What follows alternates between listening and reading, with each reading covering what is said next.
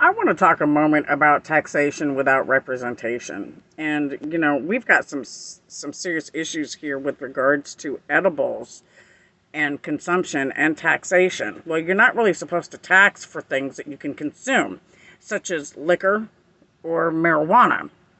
However, since our country has decided to do this, knowing that taxing wine and spirits along with marijuana is actually religious persecution, especially because they're edibles, is a problem. So we've got a situation here where people all over the country are being taxed without representation, kind of like the Boston Tea Party, That may have been what started this whole mess. The Boston Tea Party? Taxation without representation. So now here we go with these gas taxes, too. So, Gretchen Whitmer over there is taxing the crap out of people and raising the gas prices so that she can turn around and spend it all how she sees fit. Well, I don't disagree with giving people extra food stamps as long as they're supposed to have them. The problem is this: can we really afford it? Because I'm missing out on some money that I'm supposed to have from Social Security.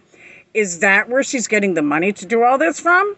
Because that stuff is going to have to be paid back.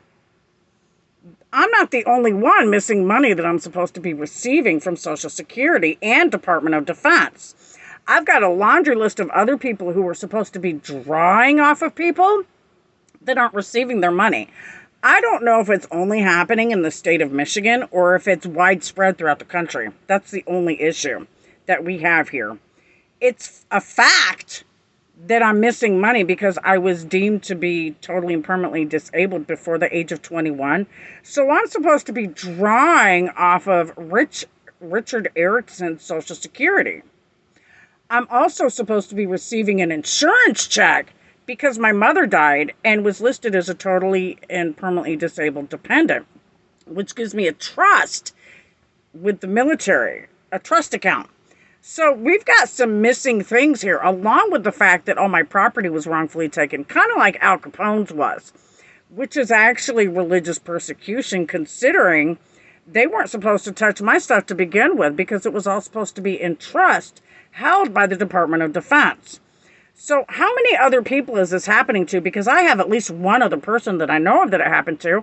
His name is Lincoln Lee. And then you've got my son over here who's part of my situation, who's also not receiving his benefits. He too is supposed to be drawing off of Social Security from Richard Erickson, along with drawing from his pension check. Us disabled dependents get a certain percentage, and we also are supposed to get a cost of living expense account. So where is our money? And I'm not the only one missing money here. We've got a whole slew of people. I would also like to know where the vets' money is going, because they're not receiving benefits like they've been promised either. So we've got a situation while they're allowing our government to just throw money at all these countries who really don't need it for causes that we don't believe in as a Christian-founded government, but they won't help us get benefits that they promised to us. So if they're not keeping their word with that, isn't there something we should do about that? Because I keep telling people and telling people and telling people, if I had committed fraud such as this against our country, they would have pursued me and locked me up. But they're allowed to do it to mass numbers of people and get away with it. That's not equal treatment under the law. That's criminalistic behavior. It's also cause for treason charges, because how many people are starving and going hungry that have benefits? How many people have died waiting to receive their benefits that were promised to them? That's called genocide. With God's love, we need to do something to fix it, and fix it now. God bless America. Have a blessed day. And back the badge.